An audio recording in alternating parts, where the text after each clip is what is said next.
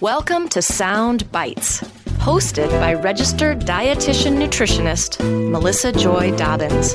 Let's delve into the science, the psychology, and the strategies behind good food and nutrition.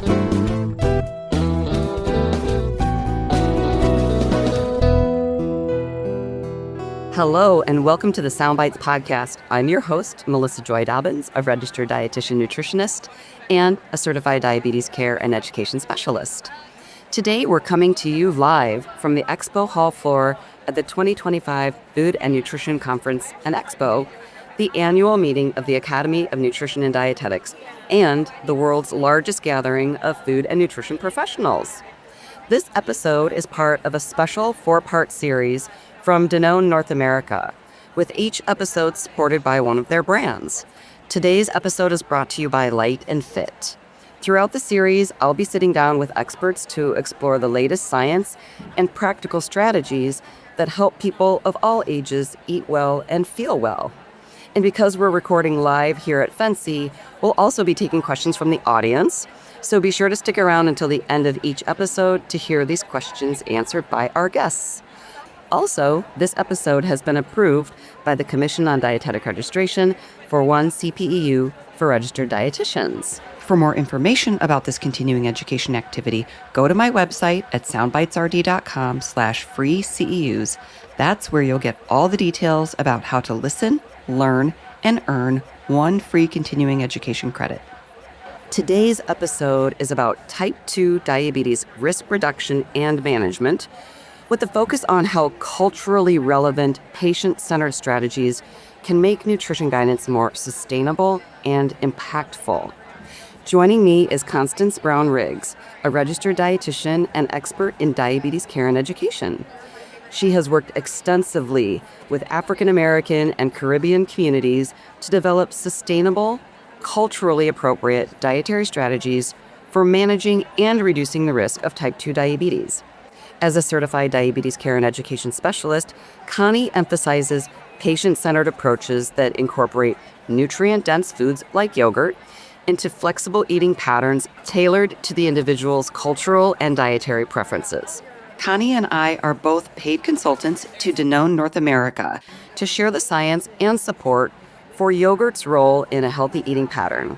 Commercial support for this series has been provided by Danone North America.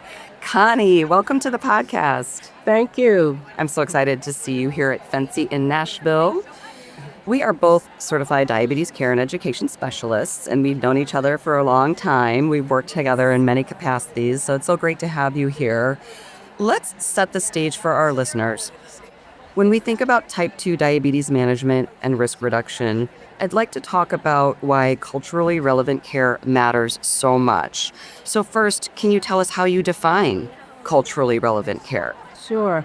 When we talk about culturally relevant care, it actually means honoring the individual, respecting that individual and their food traditions, how they eat, the way they eat, why they are eating particular foods. So we honor that, we respect that. And we don't just start in terms of just giving out a blank slate, so to speak, in terms of meal plans or anything else. We ask questions, we listen, we get to know the individual, what's important to them in terms of their food.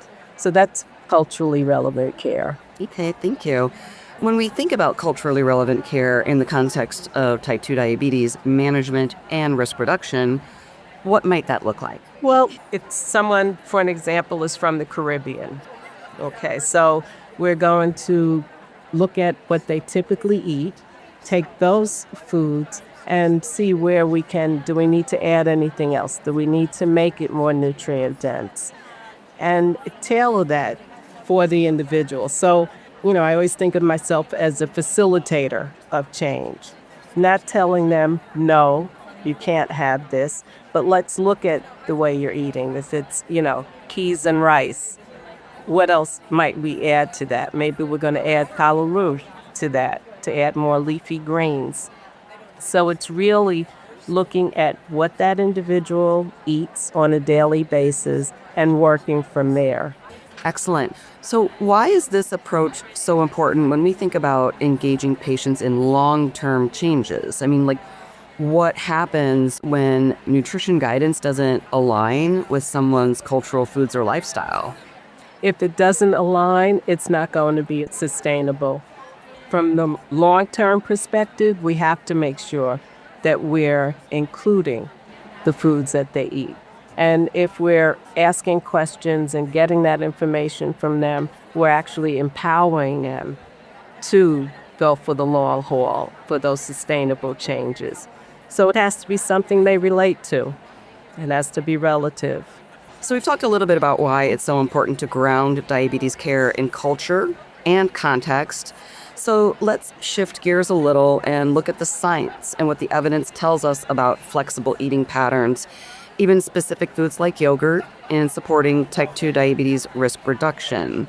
So, what does the evidence suggest about the role of diet quality in type 2 diabetes risk reduction? First, it's important to recognize that historically, the dietary guidance tells us there isn't one prescriptive eating pattern. In fact, there's three flexible frameworks, if you will. There's the U.S. healthy diet pattern, then there's the healthy vegetarian pattern, and there's also the healthy Mediterranean pattern. And all three of those patterns include the dairy. That's kind of like foundation to think of it in terms of that. No prescriptive, it's flexible. Either pattern we can use for our patients. And then in terms of broader evidence, the evidence consistently shows that diets that are rich in nutrient-dense foods, fruits, vegetables, as well as legumes, whole grains, and dairy, that they're actually linked to the lower risk of developing type 2 diabetes. Now, dairy has a unique nutrient package, and that's what contributes essential vitamins and minerals like calcium, iodine, riboflavin, B vitamins, and on down the list. There's actually 13 essential nutrients that are found in dairy foods. One of the other things in terms of the dietary guidelines also important to note is that the 2025 American Diabetes Association Standards of Care also include the Mediterranean diet. They highlight that in terms of its benefit for glycemic control. That's true. I've seen that. So, talked a little bit about dairy, but yogurt has been receiving a lot of attention lately in this space with diabetes. What does the research tell us about the role of yogurt? Well, yogurt's actually the dairy food most consistently associated with reduced type 2 diabetes.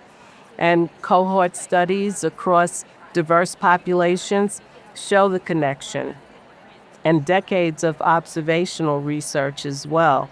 Plus, 4 major meta-analysis reports show a reduction in diabetes risk, and those reductions range from 6 to 15%. In fact, the FDA reviewed over 100 studies, ultimately drawing conclusions from 28 observational studies involving more than 860,000 people, and announced a qualified health claim which states, eating yogurt regularly, at least 2 cups, that's 3 servings per week, may reduce the risk of type 2 diabetes, according to limited scientific evidence. Excellent. Yes, it's exciting to see this qualified health claim. It really is. So clearly the science is giving us this strong foundation, and we know that diet quality and certain nutrient-dense foods can play a role in reducing type 2 diabetes risk. But knowing the evidence is only one piece of the puzzle. In real life, people face barriers that can make change challenging. So let's talk about what gets in the way and how we as dietitians can help patients navigate those challenges.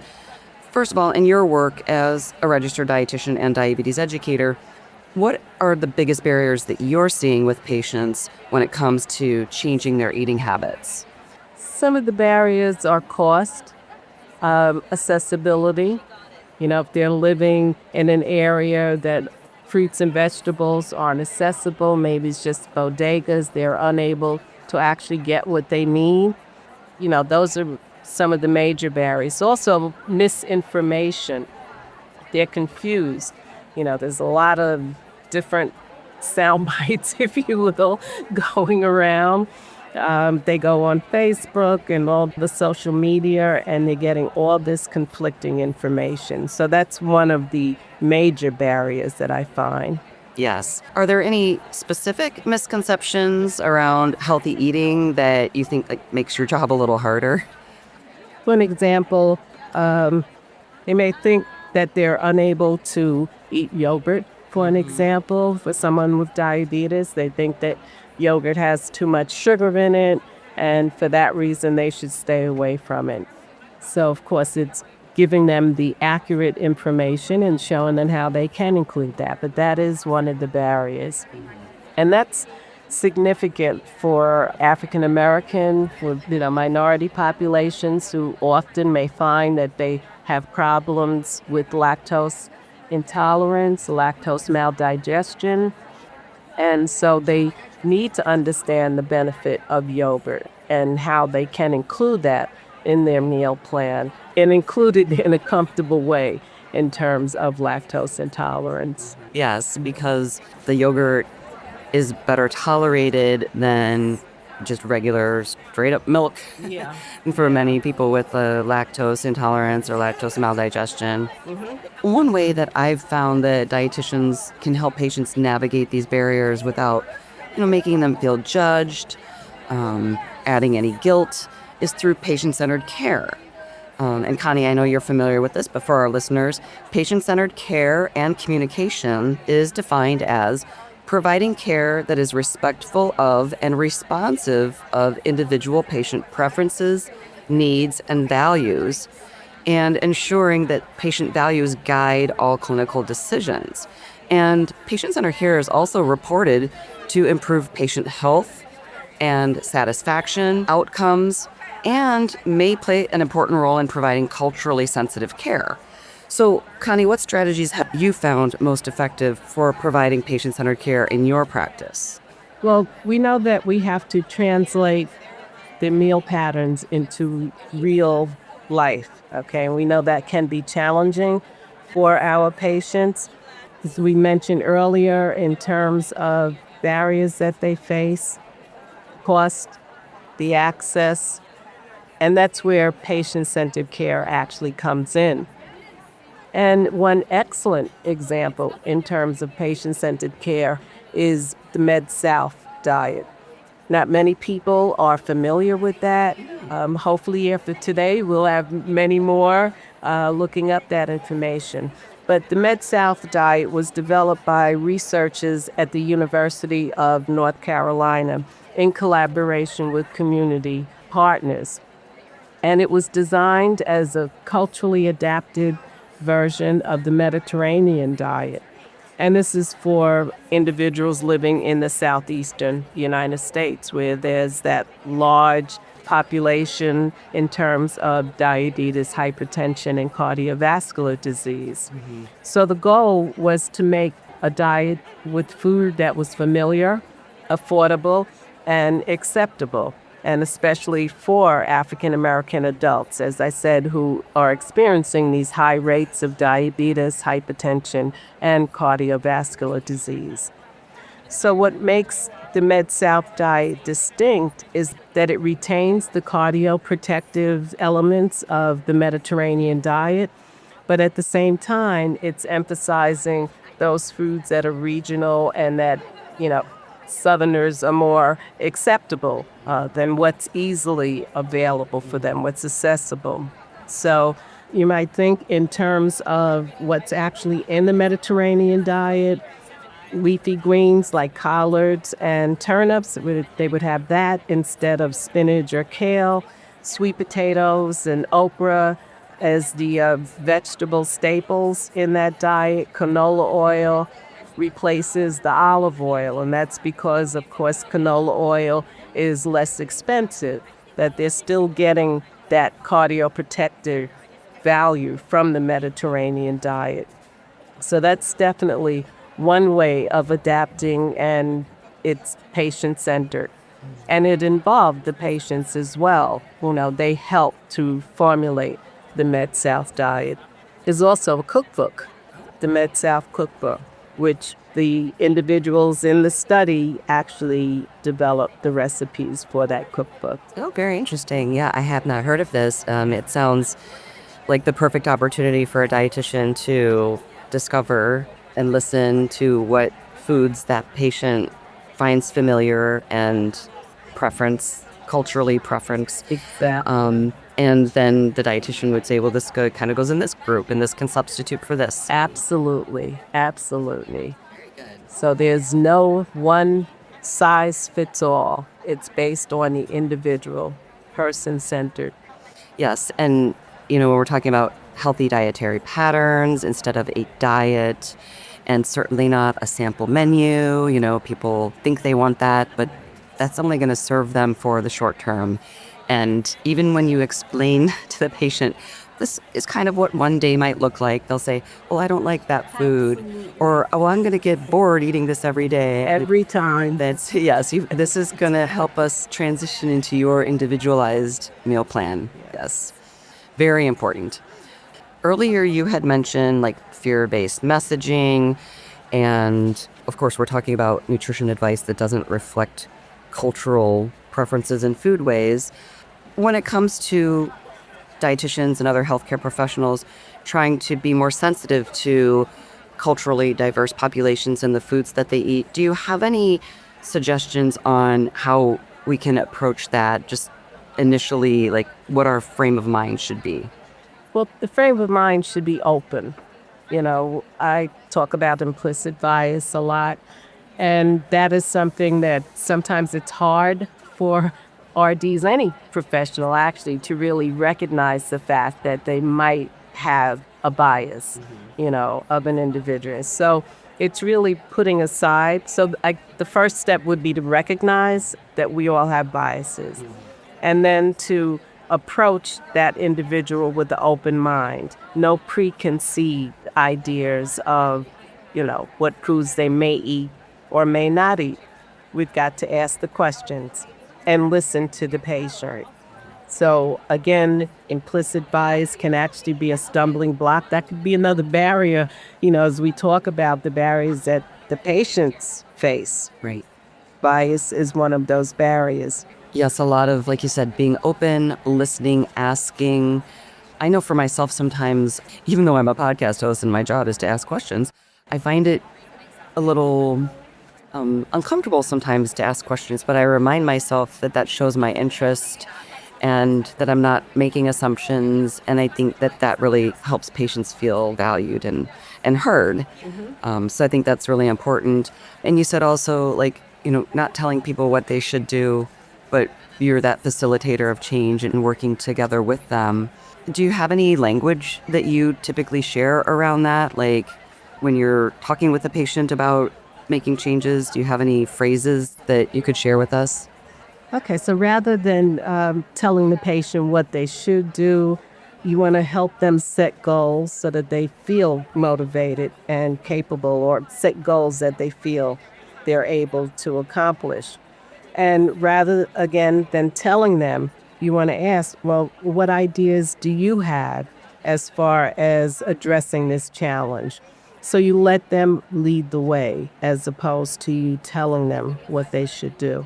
And it's important to remember that small, gradual changes work best. We say that a lot, but it's true. So you ask them, what small change do you feel you'll be able to accomplish? How would you like to address this challenge? Okay, yeah, that's a good reminder, because if we just say, what ideas do you have? And then they come up with a big idea, then we can address okay, that's great, but could you break that down into smaller steps? Would that be a good way to approach that? Exactly. And it's kind of challenging them. Do you think this is the best goal? Do you think you're going to be able to accomplish this?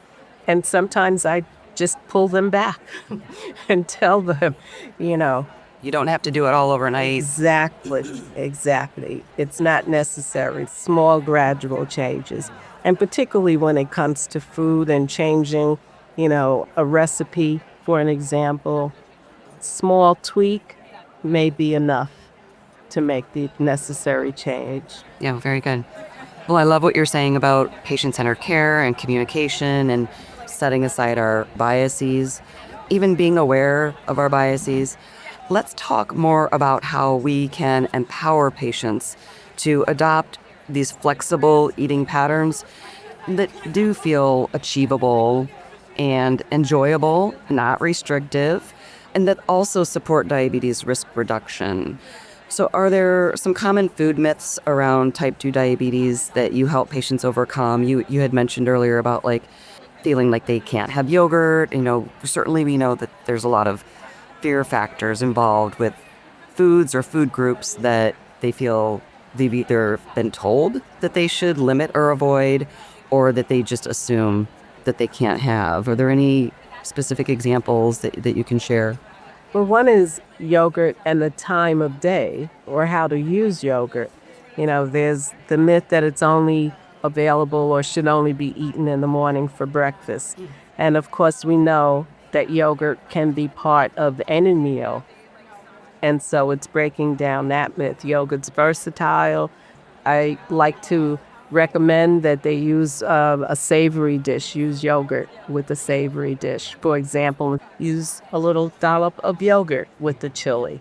And of course, really tastes good as well. And also looking at what they're already using in terms of foods and type of snacks. So it may be roasted plantains to go along with yogurt. It could be roasted peas, lactines, that type of thing along with the yogurt. So it's just showing them it's not limited to breakfast. It's something that has a lot of uses throughout the day, different meals, different combinations. Yeah, and even just the savory aspect opens up a whole world of possibilities. Because they think of it as, a sweet, so to speak. But this is showing them other ways of preparing and utilizing the yogurt as well. And combining it with their cultural preferences. Yes. You mentioned small changes. How can these small changes make big impacts without people having to give up their favorite foods? There's a couple of ways. It could be as simple as portion control. So rather than having a large plate, I would ask them, well, do you think you will be able to have a smaller portion? What portion do you think you would be able to eat and manage? I'm thinking of a woman that I was working with from the Caribbean.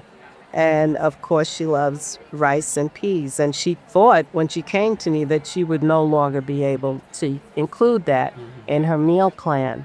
And I showed her, you can combine it's rice and peas, measure out a cup, and let me know how that feels for you. Are you able to comfortably eat that? She was so happy. And she was able to, be satisfied with the cup. She filled in where, I think I mentioned this earlier, she filled in with other vegetables, with the callaloo. And she was able to keep that starch in check, basically. Right. And yeah, I'm sure she was thrilled that she could include her favorite foods. Yes. A lot of people, ourselves included, probably have limited time, maybe even skills or motivation in the kitchen. So what's your approach when you're working with a patient who has those limitations? To basically talk to them about shortcuts, if you will, how to use the foods, use canned foods, convenience foods, how that works. If there's not a lot of time, also we talk about meal prep as a means, and not what I call now meal prep. Years ago, meal prep, when it was just simply a matter of making a pot and having leftovers, as opposed to, Cooking once, eating twice or thrice. Yes. Exactly. Instead of like cooking all day Sunday and putting it into little containers. You don't have to go to that extreme. Right. We talked a little bit about the role that yogurt can play in type 2 diabetes risk reduction, but I'd like to hear a little bit more about how yogurt can play a role in supporting plant-forward eating that helps reduce the risk of type 2 diabetes, but again is also culturally responsive. One more example of yogurt and its versatility. It provides high quality protein along with calcium and oftentimes vitamin D as well. So when it's paired with a fiber rich topping like berries, flax seeds, nuts, high fiber cereal, it actually makes a great breakfast or a snack for managing blood glucose. Even sometimes I will tell my patients to actually add chia seeds because you don't have the taste. And they could sprinkle that all over yogurt or on the place cells to add a little more fiber. And yeah, that flexibility really helps the patients feel empowered. Again, that's going to help us promote and encourage long-term success. So we've talked about practical, culturally centered solutions that patients can use in their day-to-day lives. But of course, dietitians and other health professionals can play a critical role in helping patients put these strategies into action. So let's talk about the unique impact registered dietitian nutritionists can have in building trust and supporting the sustainable changes. So for dietitians, what skills would you say are most important when delivering culturally relevant care, and how can they enhance those skills? Listening is one of the most important skills that is necessary to really have a cultural relevant conversation with the patient. And that is allowing them to tell their story and to really engage in listening as they tell that story. If you allow them to tell the story, they will tell you what foods they enjoy eating, how those foods fit into their lifestyle on a daily basis, how they feel in terms of is it a celebration food or is it something that they only have on a rare occasion.